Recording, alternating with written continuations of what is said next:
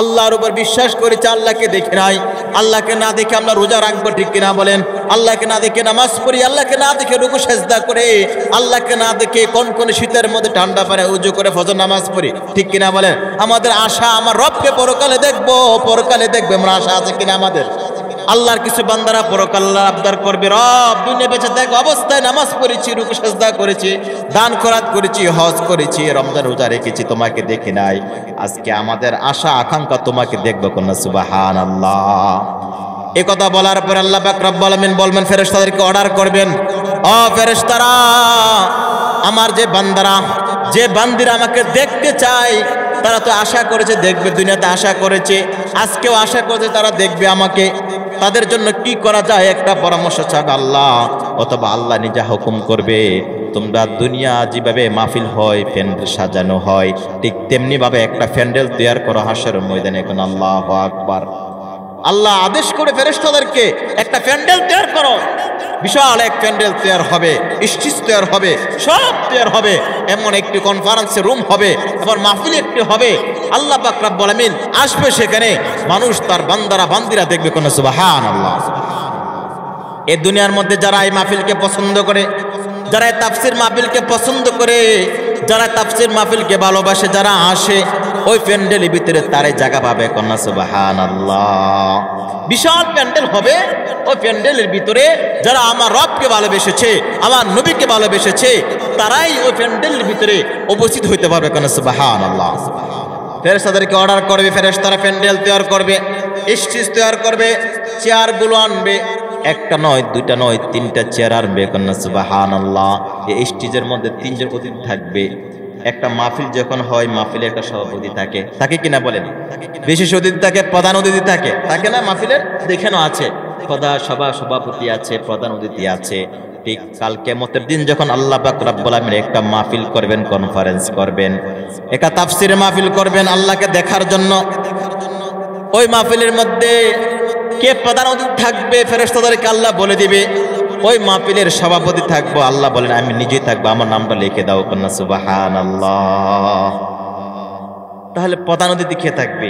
বলে প্রধান অতিথি থাকবে আমার হাবিব, আমার হাবিব নবী মুহাম্মদুর রাসূলুল্লাহ সাল্লাল্লাহু আলাইহি সাল্লাম কন্যা। সুবহানাল্লাহ। বিশেষ অতিথি থাকবে হযরত দাউদ আলাইহিস সালাম কন্যা। আল্লাহু আকবার।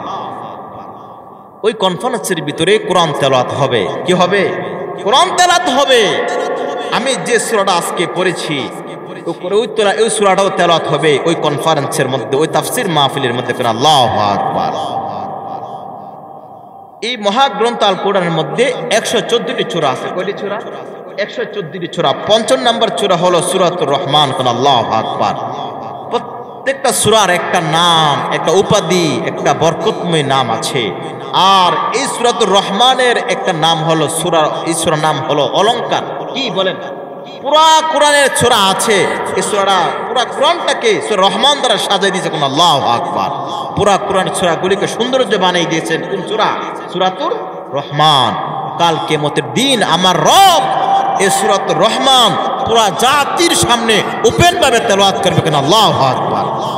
আল্লাহ তাআলা তেলাওয়াত করেন, আর রহমান আল্লামাল কুরআন খালাকাল ইনসান আল্লামাহুল বায়ান। এমন ভাবে তেলাওয়াত করবে। কেন? আল্লাহু আকবার।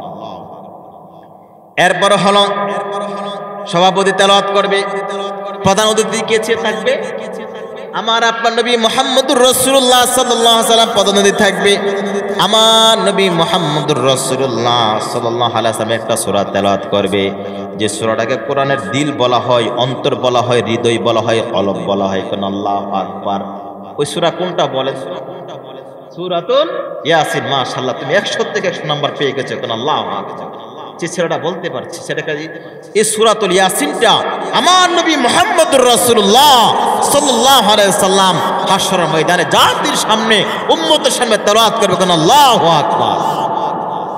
বন্ধুরা আমার, আপনারা জানেন আমার নবী যেমন সুন্দর ছিলেন, আমার নবীর কণ্ঠ তেমন সুন্দর ছিল। ঠিক কিনা বলেন? আমার নবী যখন কোরআন তেলাওয়াত করত, বেঈমান কাফেররাও আমার নবীর কোরআন শুনতো। ঠিক কিনা? অমুসলিমরাও আমার নবীর কোরআন শুনতো। নবীর কোরআন শুনে শুনে অমুসলিমরা কোরআন শুনে শুনে তারা কালিমা পড়ে মুসলমান হয়ে যেত। কন্যা সুবহানাল্লাহ। যখন আমার নবী মুহাম্মদুর রাসূলুল্লাহ সাল্লাল্লাহু আলাইহি সাল্লাম গোপনে গোপনে যখন ইসলাম প্রচার করতেন, প্রথম 2 বছর তিনি ইসলাম প্রচার করছেন, গোপনে গোপনে করছেন। তারপরে আল্লাহর পক্ষ থেকে হুকুম আসলো, ওয়ানদির আশিরাতাকাল আকরাবিন, নবী হে, আপনি এতদিন যাবৎ গোপনে ইসলামের দাওয়াত দিয়েছেন, এখন আপনি ওপেন ভাবে প্রকাশ্যভাবে ইসলামের দাওয়াত দেন। কোন আল্লাহু আকবার। আমার নবী সাফা মারওয়া পাহাড়ের চূড়ায় গিয়ে তার আপন লোকদেরকে নিয়ে সেখানে গিয়ে ইসলামের দাওয়াত, কালিমার দাওয়াত শুরু করলে। আমি কথাটা সংক্ষিপ্ত বলছি। বলার পরে এখানে অনেক উপস্থিত লোক ছিল, বেঈমান কাফেররা ছিল, আবু জাহেল, উতবা, সাইবা, তারা অনেকে ছিল। এই সাফা মারওয়া নাম শুনেন না? সাফা মারওয়া পাহাড়ের নাম। যারা হজ করতে যান তারা এখানে দৌড়াদৌড়ি করে। ইন্না সাফা ওয়াল মারওয়াতা মিন শাআইরিল্লাহ। সাফা থেকে মারওয়া, মারওয়া থেকে সাফা। এই সাফা পাহাড়ের চৌড়ায় গিয়ে আমার রাসূল কালিমের দাওয়াত দিয়ে প্রথম শুরু করলেন ওপেন ভাবে। ওইখানে আবু জাহেল চিৎকার করে উঠলো, তুমি আবার কিসের কালিমার দাওয়াত দাও? কিসের এক আল্লাহর দাওয়াত দাও? কিসের তাওহীদের দাওয়াত দাও? কিসের রাসালাতের দাওয়াত দাও? আমার নবী বলেন, আমি যতদিন যা সত্য বলেছি, আজকে যা কথা বলছি সেটাও সত্য বলি। কেন আল্লাহু আকবার। আমার কোনো কথা মিথ্যা নয়। এই পৃথিবী যিনি সৃষ্টি করেছেন তিনি হলো আল্লাহ। এই পৃথিবীকে আমাকে যিনি সৃষ্টি করেছেন তিনি হলো আমার আপনার প্রভু আল্লাহ। আপনাকে যিনি সৃষ্টি করেছেন তিনি হলো আল্লাহ। তিনি হলো কুল হুয়াল্লাহু আহাদ। তিনি হলো আর রহমান। কোন আল্লাহু আকবার। এই কথা বলার পর আবু জাহেল চিৎকার করে উঠলো। তার কাছে কালিমার কথা ভালো লাগলো না। দেখবেন আমার দেশে কিছু মানুষ আছে, বিভিন্ন মাহফিলে গিয়ে গিয়ে বা বিভিন্ন জায়গাতে যখন আল্লাহর কথা বলা হয়, ইসলামের কথা বলা হয়, মাঝে মাঝে রাগ করে উঠে যায়, চিৎকার উঠে, মাহফিল বন্ধ করে দেয়। ওই যে আবু জাহেলের কিছু ছেলেফেলা এখনো পৃথিবীতে আছে কিনা বলেন? আছে কিনা বলেন? তারা চায় মাহফিল না হোক, তারা চায় মাদ্রাসা না হোক, তারা চায় কোরআন না চলুক, তারা চায় কোরআন শরীফ দ্বারা সংসদ না চলুক, তারা চায় সমাজ থেকে কোরআন শরীফ উঠে যাক। ঠিক কিনা বলেন? তারা জানে যেখানে কোরআন আছে সেখানে সুদ থাকতে পারে না, যেখানে কোরআন আছে সেখানে নর্তকী থাকতে পারে না। তারা জানে যেখানে কোরআন আছে সেখানে চুরি করা যায় না, যেখানে কোরআন থাকে সেখানে ডাকাতি করা যায় না, যেখানে কোরআন থাকে সন্ত্রাসী করা যায় না, যেখানে কোরআন থাকে সেখানে দুর্নীতি করা যায় না।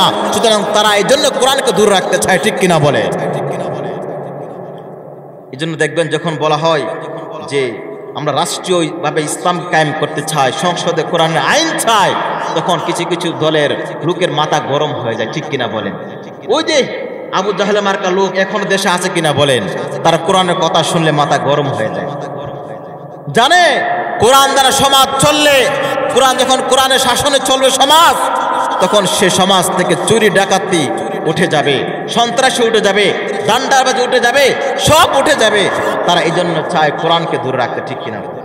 আল্লাহ আল্লাহ আল্লাহু লা ইলাহা ইল্লাহু আল্লাহ আল্লাহ। হ্যাঁ, জবান খুলে পড়ি, আল্লাহ আল্লাহ।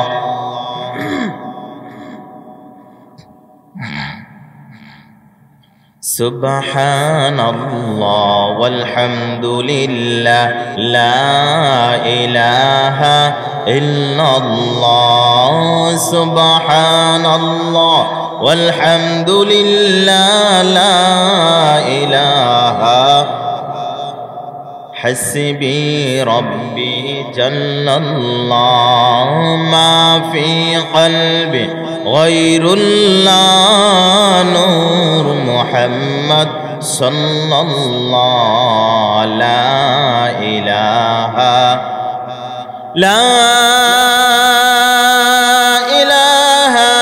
ইল্লাল্লাহ মুহাম্মাদুর রাসূলুল্লাহ। সবাই জবান খুলে বলি সাল্লাল্লাহু আলাইহি সাল্লাম। সম্মানিত সুধী,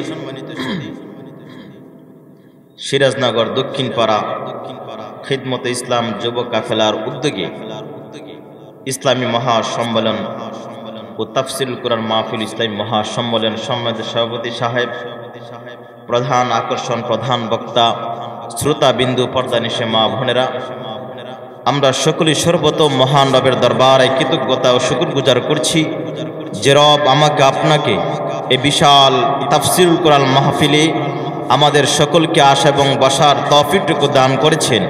তাই সকলে জবান খুলে আওয়াজটুকু উঁচু করে শুকরগুজার করি, সকলে বলি আলহামদুলিল্লাহ। আরো শুকরগুজার করছি যে রব আমাকে আপনাকে এই সময় পর্যন্ত হায়াতটুকু রেখেছেন, সে রবের দরবারে আবারও জবান খুলে শুকরগুজার করি, সকলে বলি আলহামদুলিল্লাহ। দুরুদ সালাম প্রেরণ করছি বিশ্ব মানবতার মুক্তির দিশারি, যিনি সর্বকাল ও সর্বযুগের শ্রেষ্ঠ মহামানব, যিনি আজ থেকে ১,৫০০ বছর পূর্বে মক্কা নগরীতে একটি বর্বরার যুগে, অন্ধকার যুগে, যিনি প্রদীপ হিসাবে, নূর হিসাবে, আলো হিসাবে রহমতের বাণী ছিলেন, আব্দুল্লাহর পুত্র হয়ে মা মেনার উধরে তিনি হচ্ছেন আমার আপনার নবী, আখির নবী, শেষ নবী, শ্রেষ্ঠ নবী, সরকার দো আলম, মাহবুবে কিবরিয়া, ইমামুল মুরসালিন, খাতামুন নবিয়িন। ওই নবীর উপরে জবান খুলে দুরুদ সালাম প্রেরণ করছি, সকলে আওয়াজ করে বলি সাল্লাল্লাহু আলাইহি সাল্লাম। সম্মানিত সুধী, আমরা মূল আলোচনা যাওয়ার পূর্বে একটু ভূমিকা স্বরূপ কথা বলি। আমরা সর্বপ্রথম মহান রবের দরবারে কৃতজ্ঞতা আদায় করেছি। কেন কৃতজ্ঞতা আদায় করেছি? আমি আপনাদের কাছে উপস্থাপনা করেছি যে রব আমাকে আপনাকে এখানে এনেছেন, যদি রহমান যে আল্লাহ আমাকে আপনাকে সৃষ্টি করেছেন, তার দয়া আর মায়া না হলে আমার আপনার আসার কোনো সুযোগ ছিল না। সুতরাং এর চাইতে বড় নিয়ামত পৃথিবীতে আর কিছু হইতে পারে না। এজন্য সবসময় সর্বদাই যে রব আমাকে আপনাকে সৃষ্টি করেছে সে রবের কৃতজ্ঞ এবং শুকরগুজার করবে ইনশাআল্লাহ। আল্লাহ পাক রব্বুল আলামিন বলেন লাইন শাকারতুম লাইন আযীদান্নাকুম ওয়া লাইন কাফারতুম ইন্না আযাবি লাশাদীদ। আমার বান্দা যখন কোন নিয়ামত পায়, নিয়ামত পাওয়ার পরে, নিয়ামত খাওয়ার পরে, নিয়ামত ভক্ষণ করার পরে, নিয়ামতগুলোকে ভোগ করার পরে যখন সে কৃতজ্ঞতা আদায় করে, শুকরগুজার করে, আমার রব বলেন আমি ওই বান্দার নিয়ামতকে বৃদ্ধি করে দেই, কন্যা সুবহানাল্লাহ। আর যে সমস্ত বান্দারা নিয়ামত পাওয়ার পরে শুকরগুজার করে না, কৃতজ্ঞতা করে না, সে নিমক হারামি করে, আমার রব বলেন ওয়ালাইন কাফারতুম ইন্না আযাবি লাশাদীদ, তার জন্য ভয়াবহ শাস্তির ব্যবস্থা রয়েছে।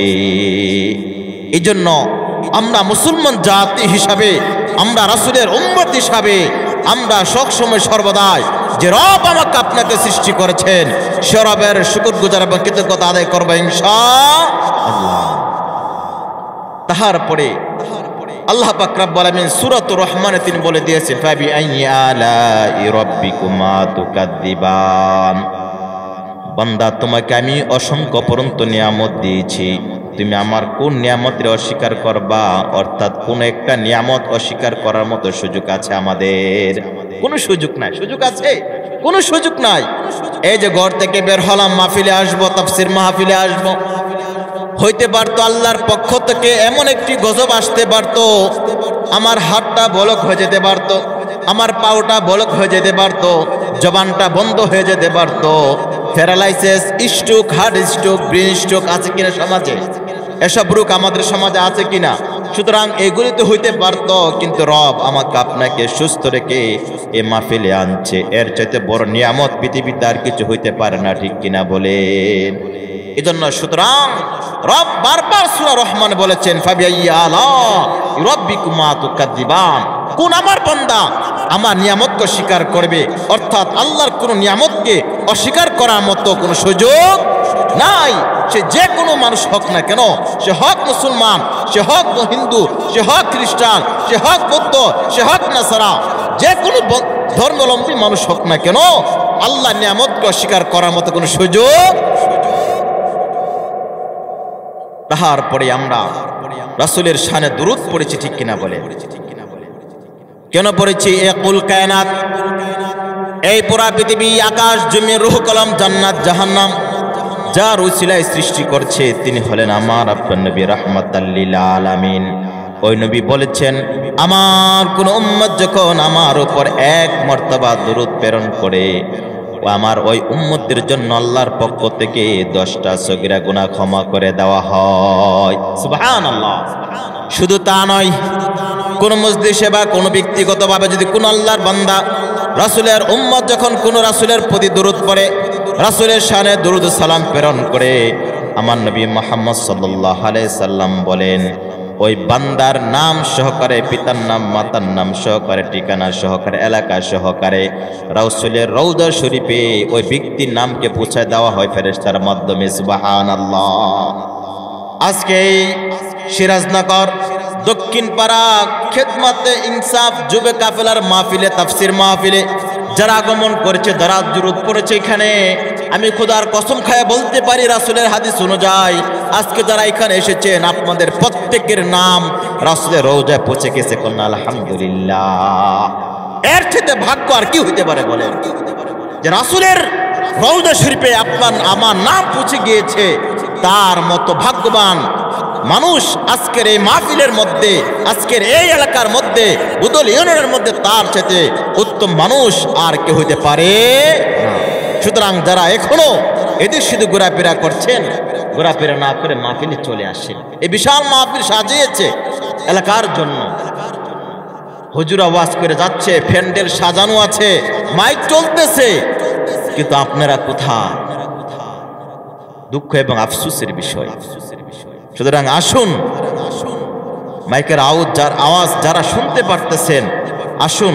আমাদের কণ্ঠ ভালো না, কথা ভালো না, কথা বলতে পারে না, কিন্তু আমাদের সামনে যিনি আলোচনা করবেন একজন বিজ্ঞ আলেম, যার হাজারো ছাত্র আছে এই পৃথিবীতে, তিনি আলোচনা করেন। সুতরাং আপনারা এদের শুধু ঘোরাফেরা না করে আপনার সকল মাহফিলে চলে আছি। সম্মানিত সুধী, আমি আপনাদের সামনে মহাগ্রন্থ আল কোরআন 27 নম্বর পারার সূরাতুর রহমান, যে সূরাটা আপনাদের কাছে একেবারেই পরিচিত, ঠিক কিনা বলেন? এই সূরাটা আপনাদের কাছে পরিচিত। এই সূরাটা হলো মহাগ্রন্থ আল কোরআনের 55 নম্বর সূরা।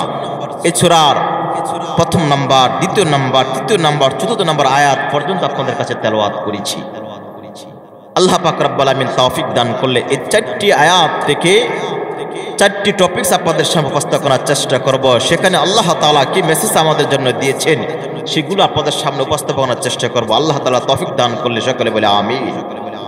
সম্মানিত সুধী, সূরাতুর রহমানটা আবার সকলে আমার সাথে সাথে পড়েন। আর রহমান আল্লামাল কুরআন খালাকাল ইনসান আল্লামাহুল বায়ান। আর রহমান, যিনি পরম করুণাময়, তার হলো আল্লাহ।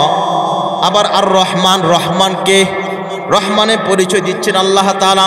আল্লাহ তাআলা নিজেই পরিচয় দিচ্ছেন, তিনি বলেন আল্লামাল কুরআন, যিনি কোরআন শিক্ষা দিয়েছেন তিনি হলো রহমান। সুবহানাল্লাহ। খলাকাল ইনসান, যিনি মানুষ সৃষ্টি করেছেন তিনি হলো রহমান। আল্লাহু আকবার। ওয়া আল্লামাহুল বায়ান, আমার রব বলেন রহমান তো তিনি যিনি মানুষকে কথা বলার শক্তি দিয়েছেন। কন্যা সুবহানাল্লাহ। তাহলে কোরআন শিক্ষা কে দিয়েছেন? আল্লাহ। মানুষকে সৃষ্টি করেছেন, মানুষকে কথা বলার শক্তি কে দিয়েছেন? আল্লাহ। তাহলে আল্লাহ বলে রহমান তো তিনি যিনি কোরআন শিক্ষা দিয়েছেন, রহমান তো তিনি যিনি মানুষ সৃষ্টি করেছেন, রহমান তো তিনি যিনি মানুষকে কথা বলার শক্তি দিয়েছেন। কোন আল্লাহু আকবার। আমি আপনি আমরা এমন একজন সৃষ্টিকর্তার ইবাদত করি, বন্দেগী করি। আমি আপনি এমন একজন আল্লাহর ইবাদত করি, বন্দেগী করি, যিনি হলেন একজন। কয়জন? তিনি একজন। কুল হুয়াল্লাহু আহাদ আল্লাহুস সামাদ লাম ইয়ালিদ ওয়া লাম ইউলাদ ওয়া লাম ইয়াকুল লাহু কুফুয়ান আহাদ। আল্লাহ কয়জন? আল্লাহ কয়জন? সবাই জবান খুলে বলে আল্লাহ কয়জন? আল্লাহ একজন। আমরা ওই আল্লাহর ইবাদত করি, ওই বন্দেগী করি। লা ইলাহা ইল্লাল্লাহু মুহাম্মাদুর রাসূলুল্লাহ। আল্লাহ ছাড়া কোনো মাবুদ নাই, ইলাহা নাই। আল্লাহ হলো একজন, আল্লাহ হলো একজন। ওই আল্লাহর ইবাদত বন্দেগী করি, ওই আল্লাহই আমাদেরকে কোরআন শিক্ষা দিয়েছেন। কন্যা সুবহানাল্লাহ। তাহলে সূরা রহমানের প্রথমে আল্লাহ তাআলা তার নিজের পরিচয় দিয়েছেন, পরিচয় দেওয়ার পর বলতেছেন আল্লামাল কোরআন, আমি মানুষকে কোরআন শিক্ষা দিয়েছি। কোন সুবহানাল্লাহ। বন্ধুরা, আমরা এই পৃথিবীতে অনেক ধর্ম আছে, আপনারা জানেন। ইহুদি ধর্ম, খ্রিস্টান ধর্ম, বৌদ্ধ ধর্ম, নাসারা ধর্ম আছে কিনা বলেন? আমার সাথে কথা বলবেন, আছে কিনা? ইহুদি ধর্ম আছে, খ্রিস্টান ধর্ম আছে, বৌদ্ধ ধর্ম আছে, হিন্দু ধর্ম আছে। ইহুদি ধর্মের একটা কিতাব আছে, তাকে বলা হয় ওল্ড টেস্টামেন্ট। খ্রিস্টান ধর্মের কিতাব আছে, তাকে বলা হয় নিউ টেস্টামেন্ট। বৌদ্ধ ধর্মের কিতাব আছে, তাকে বলা হয় ত্রিপিট। হিন্দু ধর্মের কিতাব আছে, তাকে বলা হয় বেদ। আর আমি আপনি মুসলমান, যিনি আমাকে আপনাকে আল্লাহ তাআলা মুসলমান বানায় পৃথিবীতে পাঠিয়েছেন, আমার আপনার জন্য আল্লাহ পাক রব্বুল আলামিন একটা কিতাব দিয়ে, তার নাম হচ্ছে আল কোরআন। সুবহানাল্লাহ। বন্ধুরা আমার, আমার কাছে যে কথাটুকু আপনাদের কাছে আমি বলতে চাই, এই পৃথিবীতে যে কিতাবগুলো আছে, ওল্ড টেস্টামেন্ট, নিউ টেস্টামেন্ট, ত্রিপিট, বেদ, ওই একটা কিতাবও আল্লাহর পক্ষ থেকে আসে নাই। সবগুলো মানুষ রচিত করেছে, মানুষ লিপিবদ্ধ করেছে। ইহুদিরা তারা লিখেছে, খ্রিস্টানরা লিখেছে, বুদ্ধরা লিখেছে, হিন্দুরা বেদ লিখেছে। কিন্তু আমার আপনার কিতাব যিনি রব, তিনি দিয়েছেন কন্যা সুবহানাল্লাহ। এবং আমার আপনাকে কি যে কিতাব দিয়েছেন, তিনি আবার বলেছেন আল্লামাহুল বায়ান, আল্লামাল কোরআন। আবার তোমাদেরকে কোরআন শিক্ষা দিয়েছে। আল্লাহু আকবার। তিনি কিতাবও দিয়েছেন, আবার বলেন তোমাদেরকে আমি কিতাব শিক্ষাও দিয়েছি। সুবহানাল্লাহ। কিন্তু এই পৃথিবীতে যত কিতাব আছে, ওল্ড টেস্টামেন্ট, নিউ টেস্টামেন্ট, ত্রিপিট, বেদ, আমি খোদার কসম খায় বলতে পারি, তারা কখনো তাদের কাছে চ্যালেঞ্জ দেয়া বলতে পারে, তারা কখনো বলতে পারে না তাদের সৃষ্টিকর্তা তাদেরকে শিক্ষা দিয়েছে, তারা বলতে পারবে না। তাদের তো নিয়ম এমন নিয়ম তাদের ভিতরে, তাদের যে ধর্মগুরু আছে, যে ধর্মগুরু আছে, তারা ছাড়া তাদের কিতাব আর কেউ পড়তে পারে না। বলেন, তাদের কিতাব আর কেউ পড়তে পারে না। কিন্তু আমার আপনার জন্য আল্লাহ পাক রব্বুল আলামিন কোরআন দিয়েছেন। একটা ছোট বাচ্চা, সে এখনো নাবালেগ, সে কোরআন পড়তে পারে। একটা বয়স্ক লোক, সে কোরআন পড়তে পারে। একটা যুবক কোরআন করতে পারে, একটা যুবতী কোরআন পড়তে পারে, একটা বৃদ্ধা কোরআন পড়তে পারে। ছোট থেকে বড় থেকে ছোট সকলে কোরআন পড়তে পারে। ঠিক কিনা বলেন? আমাদের জন্য ওপেন করে দিয়েছেন রব এই কোরআনকে, আর তিনি বলে দিয়েছেন আল্লামাল কোরআন, আমি তোমাদেরকে কোরআন শিক্ষা দিয়েছি। কোন সুবহানাল্লাহ। কিন্তু অন্য ধর্মের ভিতরে যে কিতাবগুলো আছে, তাদের কিতাব তারা সকলে পড়তে পারে না। তাদের ভিতরে ধর্মগুরু যারা আছে, ধর্মের পণ্ডিত্য যারা অর্জন করেছে, তারাই পড়তে পারে। কিন্তু আমার আপনার যে রব আমাকে আপনাকে পৃথিবীতে পাঠিয়েছেন, যিনি আমাকে আপনাকে সৃষ্টি করেছেন, যে আল্লাহ দুনিয়ার গাইডলাইনের জন্য, দুনিয়ার মধ্যে সুন্দরভাবে পরিচালনা করার জন্য, আমার জীবন লাইফকে সুন্দর পরিচালনা করার জন্য তিনি আমাকে আপনাকে এই কোরআন দিয়েছেন। কোন সুবহানাল্লাহ। আপনার এলাকার মুক্ত বাচ্চাকে জিজ্ঞাসা করেন, তুমি বলো তো মহাগ্রন্থ আল কোরআনের প্রথম সূরা কি? সে বলবে সূরাতুল ফাতিহা। ঠিক কিনা বলেন? তাকে জিজ্ঞাসা করো সূরা ফাতিহাটা বলো, সে বলে দিবে আলহামদুলিল্লাহি রাব্বিল আলামিন আর রহমানির রহিম মালিকি ইয়াউমিদ্দিন। ঠিক কিনা বলেন? পারবে কিনা? অবশ্যই সে পারবে। আমরা মুসলমান সন্তান যারা আছে, তাদেরকে আমরা প্রথমে শিক্ষা দেই সূরাতুল ফাতিহা। ঠিক কিনা বলে? কিন্তু অন্য ধর্মে যারা অবলম্বী আছে, তারা তাদের যে কিতাবগুলো রয়েছে, ওই কিতাব থেকে তাদের বাচ্চাগুলো পড়তে পারে না, জানেও না যে তাদের কিতাবের প্রথম পৃষ্ঠায় কি আছে। কিন্তু আমাদের কিতাব পেয়েছি, তার নাম হচ্ছে আল কোরআন, যে নিয়ামত। এটা হলো আমাদের জন্য নিয়ামত। এই সূরাতুর রহমানের ভিতরে আল্লাহ তাআলা অসংখ্য পরন্ত বান্দার নিয়ামতের কথা বলেছেন। কি বলেছেন? বান্দা নিয়ামতের কথা বলেছেন। বলার পরে কিছুক্ষণ পরে আমার রব বলেন ফাবিআইয়ি আলাই রাব্বিকুমা তুকাযযিবান, ফাবিআইয়ি আলাই রাব্বিকুমা তুকাযযিবান। কোরআন একটা নিয়ামত, আমাদেরকে শিক্ষা দিয়েছেন। মানুষ করে আমাদেরকে বানিয়েছেন, এটা একটা নিয়ামত। আমাদেরকে কথা বলার শক্তি দিয়েছেন, এটাও একটা নিয়ামত। মাঝখানে বলেছেন ফাবিআইয়ি আলাই রাব্বিকুমা তুকাযযিবান। বান্দা, তুমি আমার কোন নিয়ামতের অস্বীকার করবা? অর্থাৎ তুমি একটা নিয়ামতকে অস্বীকার করতে পারবা না। ঠিক কিনা বলেন? এই কোরআন যে আমাদেরকে শিক্ষা দিয়েছেন, এটা হলো সবচেয়ে বড় নিয়ামত। সুবহানাল্লাহ। তাহলে কোরআন আমাদের মাঝে আছে। কোরআন কেন এসেছে? আপনি যদি কোরআনকে প্রশ্ন করেন, কোরআন তুমি কেন এসেছো আমাদের মাঝে, কোরআন তার ভাষায় জবাব দিবে, লিতুখরিজান নাসা মিনাজ যুলুমাতি ইলান নূর। আল্লাহু আকবার।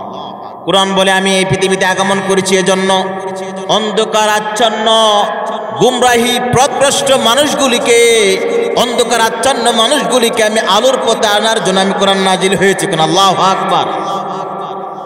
কে বলে এই কোরআন বলতেছে, লিতুখরিজান নাসা মিনাজ যুলুমাতি ইলান নূর। আমি এই কোরআন পৃথিবীতে আগমন করেছি অন্ধকার আচ্ছন্ন পথভ্রষ্ট মানুষগুলিকে আলোর পথে আনার জন্য। কোন আল্লাহু আকবার।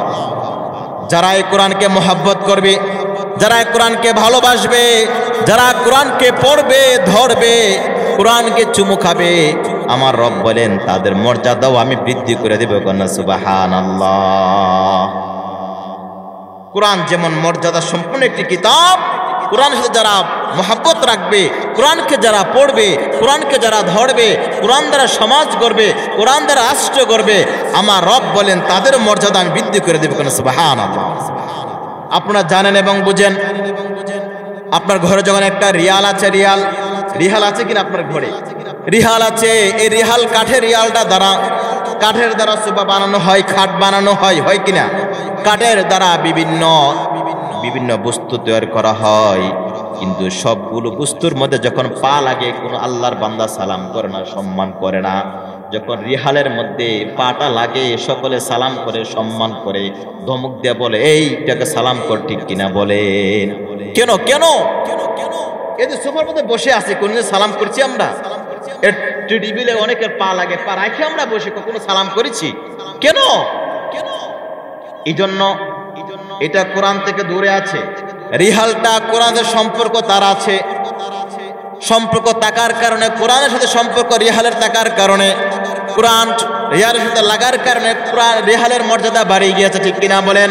ঠিক তেমনি ভাবে আল্লাহর কোন বান্দা রাসূলের উম্মত যখন কোরআনকে মহব্বত করবে আর কোরআনকে ভালোবাসবে, কোরআন দ্বারা সমাজ গড়বে, কোরআন দ্বারা রাষ্ট্র গড়বে, ওই ব্যক্তির মর্যাদা আল্লাহ বৃদ্ধি করে দেবে। কন্যা সুবহানাল্লাহ। আমরা কি আমাদের মর্যাদা বাড়াতে চাই কি চাই না? যদি মর্যাদা বাড়াইতে চাই, কোরআনকে মহব্বত করতে হবে, কোরআনকে ভালোবাসতে হবে, কোরআন পড়তে হবে, কোরআন দ্বারা সমাজ গড়তে হবে, কোরআন দ্বারা রাষ্ট্র গড়তে হবে। এজন্য আল্লাহ বলেছেন, ও আল্লামাল কোরআন, আমি তোমাদেরকে কোরআন শিখিয়ে দিয়েছি। সুবহানাল্লাহ। শুধু তা নয়, সূরাতুল কমরের মধ্যে আল্লাহ তাআলা বলেন, ওয়ালাকাদ ইয়াসসারনাল কুরআনা লিযিকরি ফাহাল মিন মুদ্দাকির। আমি এই কোরআনকে সহজ করে দিয়েছি। কোন আল্লাহু আকবার। কার কথা? আল্লাহর কথা। আল্লাহ বলেন আমি কোরআনকে তোমাদের মাঝে সহজ করে দিয়েছি। ওয়ালাকাদ ইয়াসসারনাল কুরআনা লিযিকরি ফাহাল মিন মুদ্দাকির। আল্লাহ ডাকে বান্দা কে আছো? এই কোরআন থেকে উপদেশ নিবা, হেদায়েত নিবা, তোমরা নাও। কোরআন শিখবা, তোমরা শিখো। আমি তোমাদের জন্য কোরআনকে সহজ করে দিয়েছি। কন্যা সুবহানাল্লাহ। তাফসীর কারকের মধ্যে বিখ্যাত তাফসীর কারক আল্লামা ইবনে কাসির রাহিমাহুল্লাহ তার লিখিত কিতাব তাফসীর ইবনে কাসিরে তিনি এনেছেন। তিনি বলেন, ইয়াসসারনাল কুরআন লিযিকরি। জিকির দ্বারা শুধু কোরআন তেলাওয়াত নয়, জিকির দ্বারা শুধু উপদেশ নয়, এই কোরআন জিকির দ্বারা বোঝানো হয়েছে কোরআন পড়া, কোরআন বুঝা, কোরআন দ্বারা সমাজ গড়া, কোরআন দ্বারা রাষ্ট্র গড়া, সব কিছুকে আমার রব সহজ করে দিয়েছেন। কন্যা সুবহানাল্লাহ। কে সহজ করে দিয়েছেন? আল্লাহ। এজন্য বন্ধুরা, আমি যে কথা বলতে চাই, আমরা আমার রব পৃথিবীতে পাঠিয়েছেন, আমরা একটা শ্রেষ্ঠ নবী পেয়েছি, শ্রেষ্ঠ কিতাব পেয়েছি, সেটা হলো আল কোরআন। যদি কোরআনকে মহব্বত না করতে পারি, হাতের কাছে পেয়ে কোরআনকে সম্মান না করতে পারি, ইজ্জত না করতে পারি, সুতরাং আমার মতো পোড়া কপাল পৃথিবীতে আর কেউ নাই, ঠিক কিনা বলেন? কোরআন সহজ কে করে দিয়েছেন? আল্লাহ বলে দিয়েছেন, আল্লাহ শিখিয়ে দিয়েছেন। আবার বলেন তিনি সহজ। কে আছো কোরআন থেকে উপদেশ গ্রহণ করবা, উপদেশ গ্রহণ করো, আমি তোমাদেরকে কোরআন সহজ করে দিয়েছি। কোন সুবহানাল্লাহ। আল্লাহ নিজে ডাকেন, আল্লাহ নিজে ডাকতেছেন, ওয়ালাকাদ ইয়াসসারনাল কুরআনা লিযিকরি ফাহাল মিন মুদ্দাকির। কে আছো উপদেশ গ্রহণ করবা, কোরআন থেকে উপদেশ গ্রহণ করো, তোমাদের জন্য কোরআনকে আমি সহজ করে দিয়েছি। আল্লাহু আকবার। যে রব আমাকে আপনাকে সৃষ্টি করেছেন মানুষ হিসাবে, আবার কোরআন শিক্ষা দিয়েছেন, আবার কোরআন আমাদের মাঝে দিয়েছেন জাহান্নাম থেকে বাঁচার জন্য, সঠিক পথে চলার জন্য। আবার কোরআন দিয়ে আমার রব আমাকে আপনাকে ডাকেন, কে আছো উপদেশ গ্রহণ করবা, তোমরা উপদেশ গ্রহণ করো, তোমাদের জন্য সহজ করে দিয়েছি। কন্যা সুবহানাল্লাহ। যদি আমরা এত কিছু বলার পরে আমার আপনার রব তাহা কোরআনকে না ধরতে পারি, না পড়তে পারি, কোরআন দ্বারা জীবন ব্যবস্থা সমাজ ব্যবস্থা না করতে পারি, আমার আপনার মতো পুরো কাওয়াল পৃথিবীতে আর কেউ নাই। ঠিক কিনা বলে? শুধু তা না, আমার রব বলে দিয়েছেন কোরআন এমন একটা কিতাব, এই কোরআন যদি কোন আল্লাহর বান্দা পড়ে তারও সওয়াব দেওয়া হয়। এই কোরআন যদি কোন আল্লাহর বান্দি পড়ে তাকে সওয়াব দেওয়া হয়। কেউ পড়তাছে সে যদি শুনে তাকে সওয়াব দেওয়া হয়।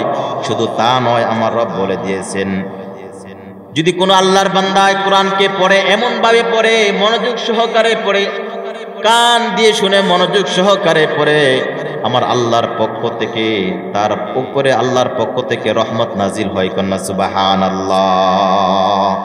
এজন্য কোরআন পড়তে হবে, কোরআন বুঝতে হবে, কোরআন দ্বারা সমাজ গড়তে হবে। এরপর আমি আল্লাহ বলেছিলাম যে এই 3-4টা আয়াত বলেছিলাম। দ্বিতীয় নম্বর আয়াতে ছিল আল্লামাল কোরআন, কোরআনের কথা বলেছে। 3 নম্বর আয়াত আল্লাহ তাআলা বলেন খলাকাল ইনসান, আমি পৃথিবীতে মানুষকে সৃষ্টি করেছি। কন্যা সুবহানাল্লাহ। এই পৃথিবীতে মানুষকে আল্লাহ কি করেছেন? সৃষ্টি করেছেন। সূরাতুল দাহারের মধ্যে আল্লাহ তাআলা বলে দিয়েছেন তাবারাকাল্লাযী বিয়াদিহিল মুলকু ওয়া হুয়া আলা কুল্লি শাইইন কাদির আল্লাযী খালাকাল মাউতা ওয়াল হায়াতা লিয়াবলুয়াকুম আইয়ুকুম আহসানু আমালা। আল্লাহু আকবার। সূরা মুলুকের মধ্যে আল্লাহ তাআলা বলেন আল্লাযী খালাকাল মাউতা ওয়াল হায়াতা লিয়াবলুয়াকুম আইয়ুকুম আহসানু আমালা। সূরাতুর রহমানে বলেন খালাকাল ইনসান, আমি মানুষ সৃষ্টি করেছি। সূরা রহমান আল্লাহ তাআলা বলেন মানুষ সৃষ্টির আগে মানুষের মওতকে মানুষ সৃষ্টি করেছি। কেন সৃষ্টি করেছেন? বলেন মানুষ এই জীবনে আসবে, সে উত্তম আমল করবে। কন্যা সুবহানাল্লাহ। الذي خلق الموت والحياة ليبلوكم أيكم أحسن عملا।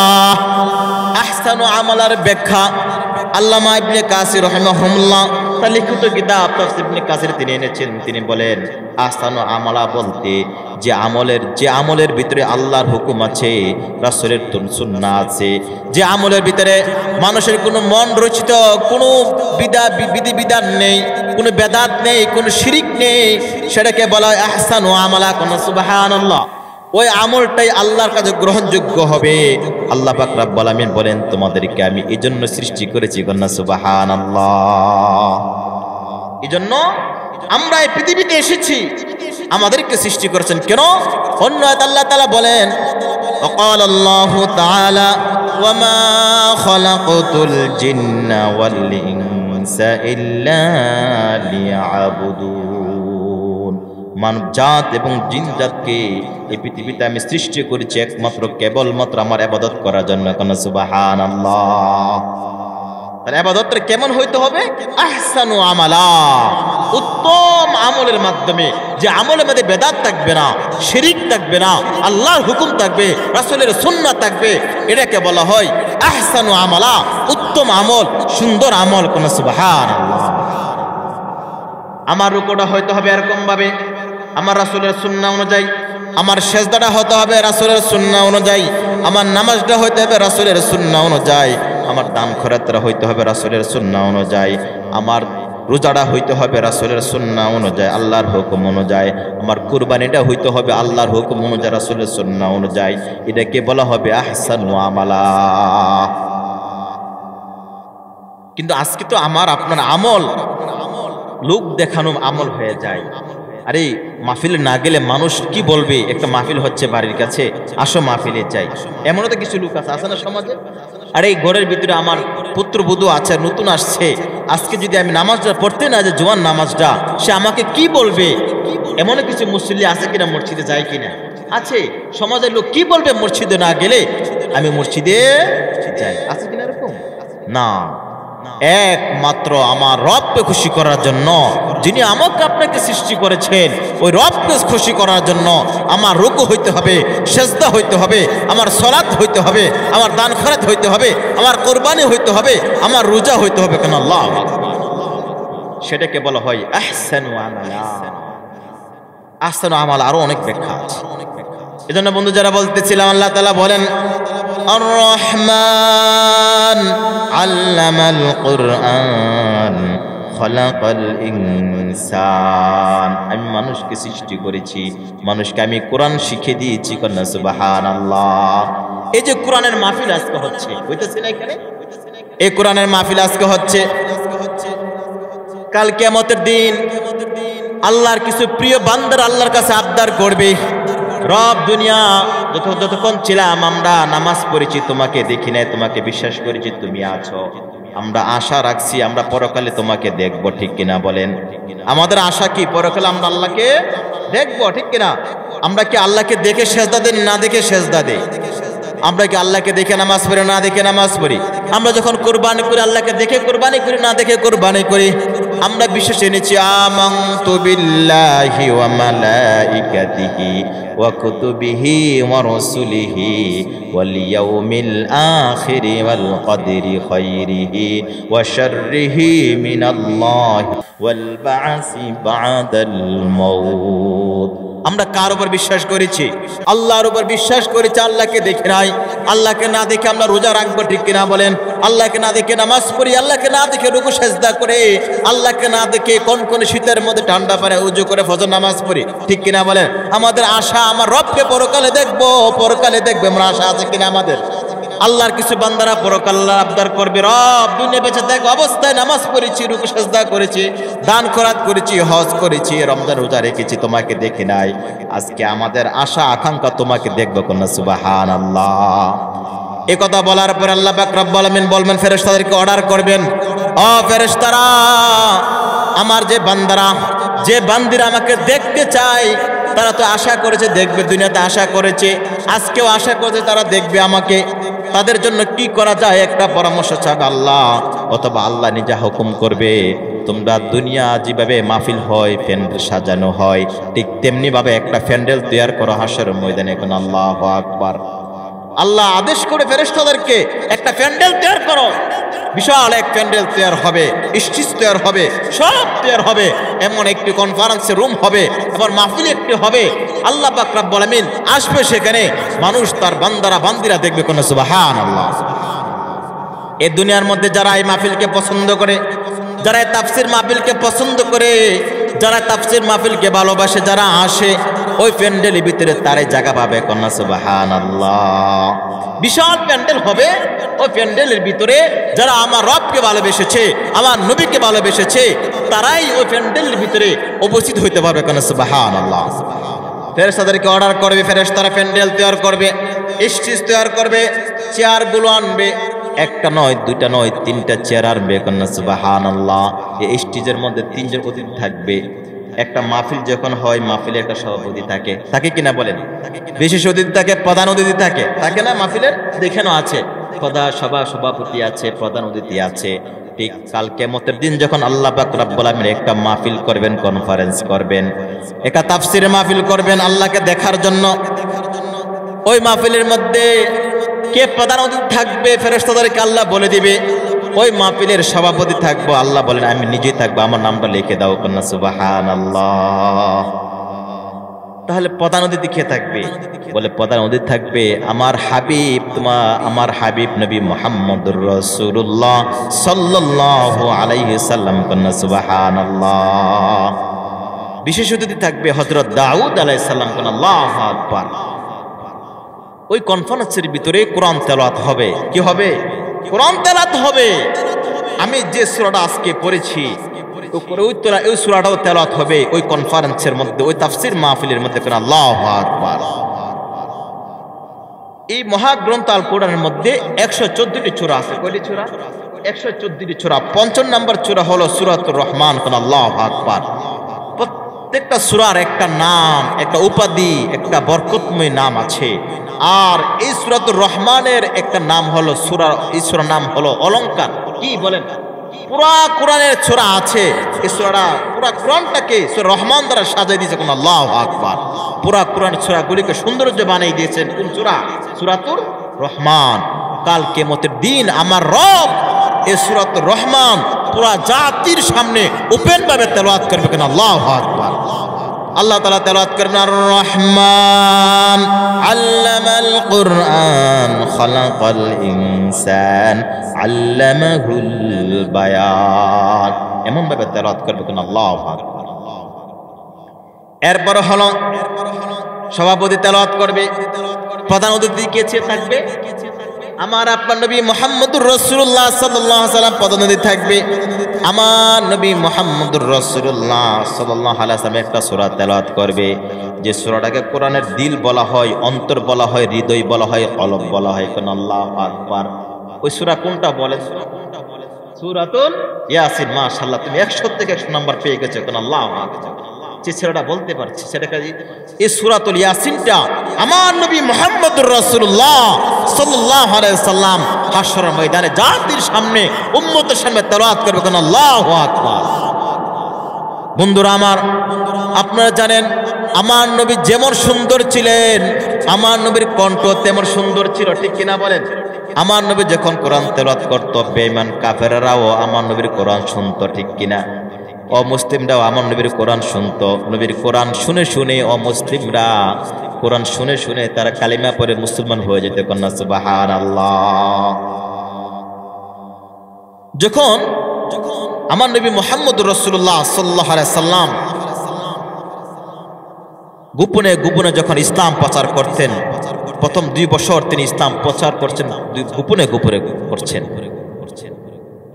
তারপরে আল্লাহর পক্ষ থেকে হুকুম আসলো, ওয়ানদির আশিরাতাকাল আকরাবিন, নবী হে, আপনি এতদিন যাবত গোপনে ইসলামের দাওয়াত দিয়েছেন, এখন আপনি ওপেন ভাবে প্রকাশ্যভাবে ইসলামের দাওয়াত দেন। কোন আল্লাহু আকবার। আমার নবী সাফা মারওয়া পাহাড়ের চূড়ায় গিয়ে তার আপন লোকদেরকে নিয়ে সেখানে গিয়ে ইসলামের দাওয়াত, কালিমার দাওয়াত শুরু করলে। আমি কথাটা সংক্ষিপ্ত বলছি। বলার পরে এখানে অনেক উপস্থিত লোক ছিল, বেঈমান কাফেররা ছিল, আবু জাহেল, উতবা, সাইবা, তারা অনেকে ছিল। এই সাফা মারওয়া নাম শুনেন না? সাফা মারওয়া পাহাড়ের নাম। যারা হজ করতে যান তারা এখানে দৌড়াদৌড়ি করে। ইন্নাস সাফা ওয়াল মারওয়াতা মিন শাআইরিল্লাহ। সাফা থেকে মারওয়া, মারওয়া থেকে সাফা। এই সাফা পাহাড়ের চৌড়ায় গিয়ে আমার রাসূল কালিমের দাওয়াত দিয়ে প্রথম শুরু করলেন ওপেন ভাবে। ওইখানে আবু জাহেল চিৎকার করে উঠলো, তুমি আবার কিসের কালিমার দাওয়াত দাও? কিসে এক আল্লাহর দাওয়াত দাও? কিসের তাওহীদের দাওয়াত দাও? কিসের রাসালাতের দাওয়াত দাও? আমার নবী বলেন, আমি যতদিন যা সত্য বলেছি, আজকে যা কথা বলছি সেটাও সত্য বলি। কেন আল্লাহু আকবার। আমার কোনো কথা মিথ্যা নয়। এই পৃথিবী যিনি সৃষ্টি করেছেন তিনি হলো আল্লাহ। এই পৃথিবীকে আমাকে যিনি সৃষ্টি করেছেন তিনি হলো আমার আপনার প্রভু আল্লাহ। আপনাকে যে সৃষ্টি করেছেন তিনি হলো আল্লাহ। তিনি হলো কুল হুয়াল্লাহু আহাদ, তিনি হলো আর রহমান। কোন আল্লাহু আকবার। এই কথা বলার পর আবু জাহেল চিৎকার করে উঠলো। তার কাছে কালিমার কথা ভালো লাগলো না।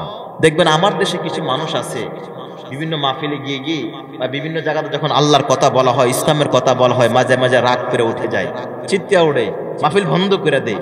ওই যে আবু জাহেলের কিছু ছেলেফেলা এখনো পৃথিবীতে আছে কিনা বলেন? আছে কিনা বলেন?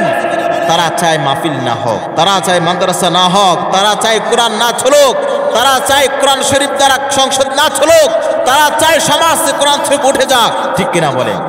তারা জানে যেখানে কোরআন আছে সেখানে সুদ থাকতে পারে না, যেখানে কোরআন আছে সেখানে নর্তকী থাকতে পারে না। তারা জানে যেখানে কোরআন আছে সেখানে চুরি করা যায় না, যেখানে কোরআন থাকে সেখানে ডাকাতি করা যায় না, যেখানে কোরআন থাকে সন্ত্রাসী করা যায় না, যেখানে কোরআন থাকে সেখানে দুর্নীতি করা যায় না। সুতরাং তারা এই জন্য কোরআনকে দূর রাখতে চায়, ঠিক কিনা বলে? এই জন্য দেখবেন যখন বলা হয় যে আমরা রাষ্ট্রীয়ভাবে ইসলাম কায়েম করতে চাই, সংসদে কোরআনের আইন চাই, তখন কিছু কিছু দলের লোকের মাথা গরম হয়ে যায়, ঠিক কিনা বলেন? ওই যে আবু জাহেল মার্কা লোক এখন দেশে আছে কিনা বলেন? তারা কোরআনের কথা শুনলে মাথা গরম হয়ে যায়। জানে কোরআন দ্বারা সমাজ চললে, কোরআন যখন কোরআনের শাসনে চলবে সমাজ, তখন সে সমাজ থেকে চুরি ডাকাতি উঠে যাবে, সন্ত্রাসী উঠে যাবে, দান্ডাবাজ উঠে যাবে, সব উঠে যাবে। তারা এই জন্য চায় কোরআনকে দূরে রাখতে, ঠিক কিনা? আবু জাহেল, উতবা, সাহিবা তারা চাচ্ছে যদি আমরা যদি আজকে এক কালিমা মেনে নেই, লা ইলাহা ইল্লাল্লাহ মেনে নেই, আমাদের 360 খোদার কি হবে, আমাদের বাপদাদার ধর্মের কি হবে। তারা এই কথা ভেবে আমার রাসূলকে বয়কট করলো। নাউযুবিল্লাহ। আমার রাসূলকে তারপর একের পর এক কষ্ট দেওয়া শুরু করলো। এমনকি ইসলাম প্রচার হওয়ার আগে, রাসূল প্রকাশ্যে ইসলাম প্রচার করার আগেও মক্কা নগরীতে হজ হইতো। কি হইতো? হজ হইতো। ওই সময় তারা তাদের মতো হজ করত। ইসলাম তখন পরিপূর্ণভাবে মক্কার ভিতরে হজ পরিপূর্ণভাবে জারি হয় নাই, ইসলাম পরিপূর্ণভাবে এখনো হয় নাই। তখনও হজ চলতো। তখনও কি চলতো? হজ চলতো। বিভিন্ন দেশ থেকে মানুষ হজ করত। বিভিন্ন আফ্রিকা থেকে, আরব আমেরিকা থেকে, বিভিন্ন জায়গা থেকে মানুষ হজ করত। এখান থেকে রোম থেকে এসে মানুষ হজ করত। আফ্রিকান, রোমের, পারস্যের তারা এসে হজ করতো এখানে।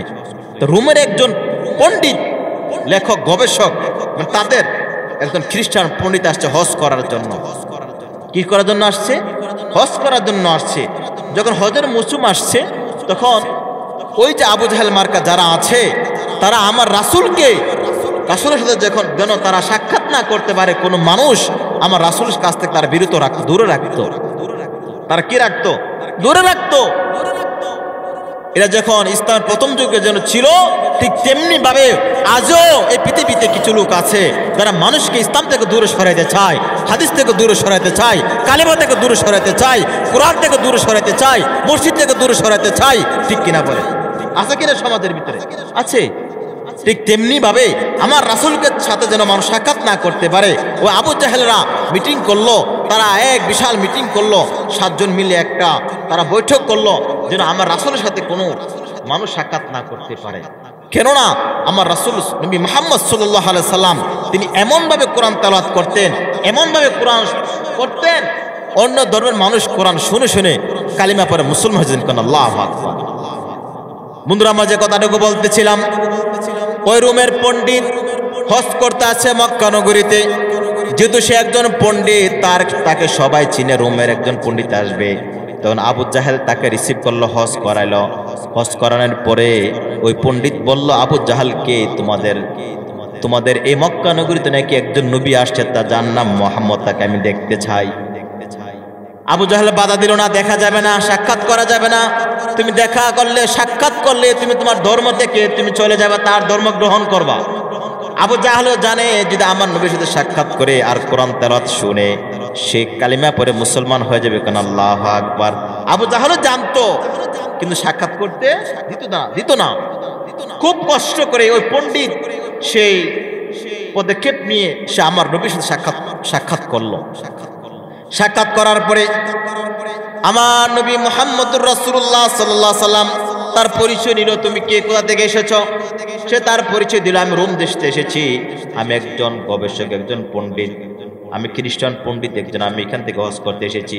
আমি শুনেছি আপনার নাম, রোম দেশে বসে আমি আপনার নাম শুনেছি, আপনাকে খুঁজে খুঁজে আমি বের করেছি আপনার সাথে আমি সাক্ষাৎ করার জন্য। আমি শুনেছি আপনার নাকি কি একটি কিতাব পড়েন, কোরআন পড়েন, আমাকে যদি কোরআন শোনায় দিতেন তাহলে আমি মনে হয় ভালো হইতো। কোন আল্লাহু আকবার। বন্ধুরা আমার, যখন ওই পণ্ডিত রাসূলের কাছে গেলেন, আমার নবী মুহাম্মদুর রাসূলুল্লাহ সাল্লাল্লাহু আলাইহি সাল্লাম তাকে কোরআন তেলাওয়াত শোনাবে।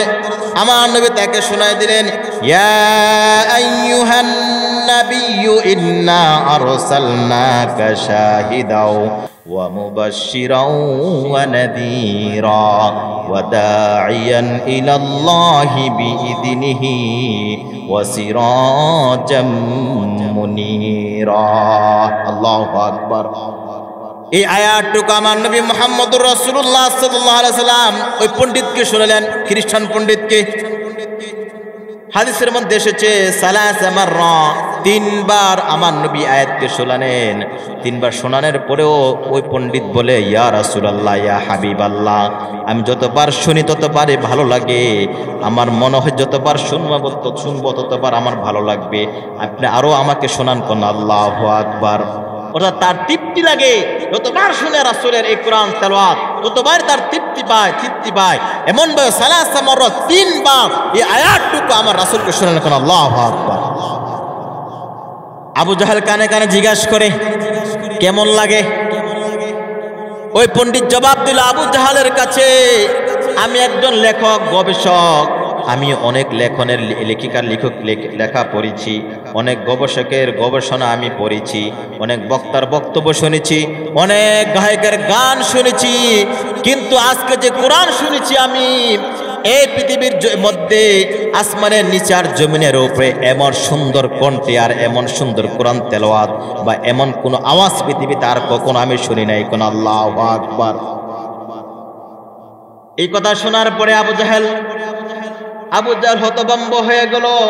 আবু জাহেল ভয় পাচ্ছে, মনে হয় এখন কালিমা পড়ে মুসলমান হয়ে যাবে। ঠিক তাই হয়ে গেল। পণ্ডিত বলল, ইয়া রাসূলুল্লাহ, ইয়া হাবিবাল্লাহ, আপনি হাত মোবারক বাড়াইয়া দেন, আপনার হাতের সাথে হাত রাখেন আর আমাকে কালিমা পড়ে মুসলমান দেন। লা ইলাহা ইল্লাল্লাহু মুহাম্মাদুর রাসূলুল্লাহ সাল্লাল্লাহু আলাইহি সাল্লাম। আল্লাহু আকবার। ওই পণ্ডিত কোরআন তেলাওয়াত শুনে, আল্লাহর এই কোরআন শুনে রাসূলের জবান থেকে সে কালিমা পড়ে মুসলমান হয়ে গেছে। কোন আল্লাহু আকবার।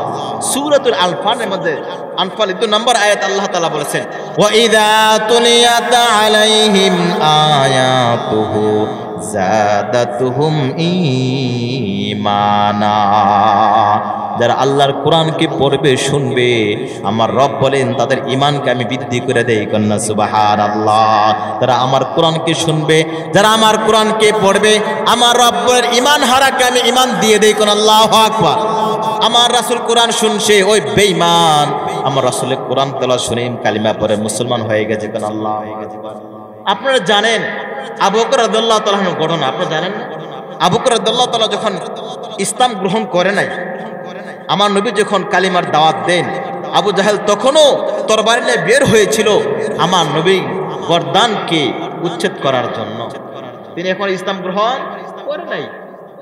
তিনি যখন তরবারি নিয়ে আসতেছিল, প্রতিমধ্যে দেখা হলো হযরত নাঈম রাদিয়াল্লাহু তাআলা আনহুর সাথে। নাঈম রাদিয়াল্লাহু তাআলা জিজ্ঞেস করলো, আপনি কোথায় যাচ্ছেন? ওমর রাদিয়াল্লাহু তাআলা জবাব দিল, আমি তো যাচ্ছি মক্কা নগরীতে, নাকি একজন নবী আসছে যার নাম মুহাম্মদ, সে নাকি কালিমার দাওয়াত দেয়, আল্লাহর দাওয়াত দেয়, সে নাকি রাসূল দাবি করে, তার গর্দান উচ্ছেদ করার জন্য যাচ্ছি। নাউজুবিল্লাহ। বন্ধুরা আমার, নাঈম রাদিয়াল্লাহু তাআলা বলল, ওমর তুমি কোথায় যাচ্ছ? তুমি কোথায় যাচ্ছ? তুমি মুহাম্মদের কাছে যাওয়ার আগে তুমি তোমার ঘরে যাও, তুমি যায়া দেখো তোমার ঘরে তোমার বোন আর তোমার ভগ্নিপতি কালিমা পড়ে মুসলমান হয়ে গেছে। কোন আল্লাহু আকবার। এই কথা শোনার পরে ওমর আরো রাগান্বিত হয়ে গেলেন। উচ্চ তাপমাত্রা তার শরীরে রাগান্বিত অবস্থায় ওমর রাদিয়াল্লাহু তাআলা আনহু তার বোনের ঘরের দিকে দৌড়াতে শুরু করলেন, যাইতে শুরু করলেন। ওমর রাদিয়াল্লাহু তাআলা আনহু যখন ঘরের কাছাকাছি গেলেন, বোন শুনতে পাইল তার ভাই আসতেছে, ওমর আসতেছে। বোন ভয় পেয়ে গেল, হইতে পারে আজকে আমার ভাই আমাকে মারতে পারে, আঘাত করতে পারে, রক্তপাত করতে পারে। তাড়াতাড়ি ওমর রাদিয়াল্লাহু তাআলা বোন কোরআন পড়তেছিল, কোরআনটা লুকায় ফেলছে। বন্ধুরা আমার, ওমর রাদিয়াল্লাহু তাআলা ঘরে প্রবেশ করলো। প্রবেশ করার পরে ওমর রাদিয়াল্লাহু তাআলা তার বোনকে মারলেন, প্রহার করলেন, রক্তপাত করলেন। তার ভগ্নিপতিকে মারলেন, এমন মারলেন, রক্তপাত করে ফেললেন। বোনকে বারবার মারে, আর বোন বারবার বলে, বাবা ভাই তুমি আমাকে মারতে পারো, জানে মারতে পারো, তাহার পরে আমি লা ইলাহা ইল্লাল্লাহ পড়েছি, তাহার থেকে এক চুল পরিমাণ আমি সরে আসতে পারবো না। কন্যা সুবহানাল্লাহ। শেষ পর্যন্ত ওমর রাদিয়াল্লাহু তাআলা আনহুর বোন তার চেহারার দিকে তাকায় বলল, ভাই তুমি আমাকে জানে মারতে পারো, কিন্তু আমি যে কালিমা পড়েছি, মুহাম্মদ সাল্লাল্লাহু আলাইহি সাল্লামের যে ধর্ম অবলম্বন করেছি, তার থেকে আমি এক চুল পরিমাণও ফিরে আসতে পারবো না। ওমর রাদিয়াল্লাহু তাআলা আনহু এই কথা বলার পরে, শোনার পরে তিনি হতভম্ব হয়ে গেলেন, স্তব্ধ হয়ে গেলেন। তিনি হঠাৎ চুপ হয়ে গেলেন। ওমর চুপ হয়ে যাওয়ার পরে বোনকে বললেন, বোন তুমি যে একটা পাতার মধ্যে পড়তেছিলা, সেটা কি পড়তেছিল তুমি আমাকে একটু শোনাও। ওমর রাদিয়াল্লাহু তাআলা বোন, তার নাম ছিল ফাতেমা। ওই ফাতেমা সেই কোরআনের পাতাটাকে তিনি আনছেন, আইনা পড়া শুরু করলেন, তাহা মা আনজালনা আলাইকাল কুরআনা লিতাশকা। আল্লাহু আকবার। এই কোরআনের আয়াত যখন ওমরের সামনে পড়লো, ওমর বলল, বোন তুমি কি পড়া শুরু করলা? যতই শুনি ততই ভালো লাগে, তুমি পড়ো আর আমি শুনি, তুমি পড়ো আর আমি শুনি। কোন আল্লাহু আকবার। ওমর শেষ পর্যন্ত চিৎকার করে বলল, বোন আমি যা অপরাধ করি তুমি আমাকে মাফ করে দে। তুমি যার কাছে কালিমা পড়েছ তুমি তার কাছে আমাকে নিয়ে যাও। কোন আল্লাহু আকবার। ওমর রাদিয়াল্লাহু তাআলা আনহুকে বোন রাসূলের দরবারে নিয়ে গেলেন। ওমর রাদিয়াল্লাহু তাআলা আনহু যখন রাসূলের দরবারে কাছাকাছি গিয়েছেন, দরজার সামনে গিয়েছেন, অনেক সাহাবী ঘরের ভিতরে ছিল, আমার নবীও ছিল। সাহাবীরা ভাবছে ওমর আসতেছে, আমার রাসূলকে প্রহার করবে, আঘাত করবে। কিছু কিছু সাহাবী প্রস্তুত নিল প্রতিহত করার জন্য। আমার রাসূল বলে, সাবধান সাবধান, ওমর কেন আসতেছে, ওমরকে আসতে দাও। আমার রাসূল সামনের দিকে অগ্রসর হলো। কোন আল্লাহু আকবার। আমার রাসূল নিজে সামনে অগ্রসর হলো ওমরকে ধরার জন্য, কাছে আনার জন্য, অগ্রসর হওয়ার জন্য। আর আমরা কি করলাম? এই তার ধর, তার মার। সে রাসূলের বিরুদ্ধে, ঠিক না বললাম না? আমার রাসূল জানার পরেও তাকে বুকে টেনে নিলেন। বন্ধু আমার, ওমর রাদিয়াল্লাহু তাআলা যত কাছে যাচ্ছেন তত তার মাথা নিচুর দিকে হচ্ছেন, যত কাছে যাচ্ছেন মাথা নিচুর দিকে হচ্ছেন। কিছুক্ষণ যাওয়ার পরে ওমর বলল, ইয়া রাসূলুল্লাহ, ইয়া হাবিবাল্লাহ, আমি যত অপরাধ করেছি আর ভুল করেছি সব আমাকে মাফ করে দেন। আপনার হাতে হাত রেখে আমাকে কালিমা পড়ে মুসলমানের বানায় দেন। কন্যা সুবহানাল্লাহ, আল্লাহু আকবার। যখন ওমর কালিমা পড়ে মুসলমান হয়ে গেল, পুরো আরব এক আল্লাহু আকবার ধ্বনিতে কম্পিত হলো। কোন আল্লাহু আকবার। তাহা মা আনজালনা আলাইকাল কুরআনা লিতাশকা ওয়া ইযা তুলিয়াত আলাইহিম আয়াতুহু যাদাতহুম ঈমানা। আমার রব বলেন, যারা আমার কোরআন পড়বে, কোরআন বুঝবে, কোরআন দ্বারা সমাজ করবে, রাষ্ট্র করবে, তাদেরও ঈমানকে আমি বৃদ্ধি করে দেই। কন্যা সুবহানাল্লাহ, আল্লাহু আকবার। এজন্য কোরআন পড়তে হবে। রমজান আসছে, কোরআন নাজিলের মাস, কোরআন বেশি বেশি পড়তে হবে, ঠিক কিনা বলেন? কোরআনের মধ্যে একটা সূরা আছে, সূরাতুল মুলক।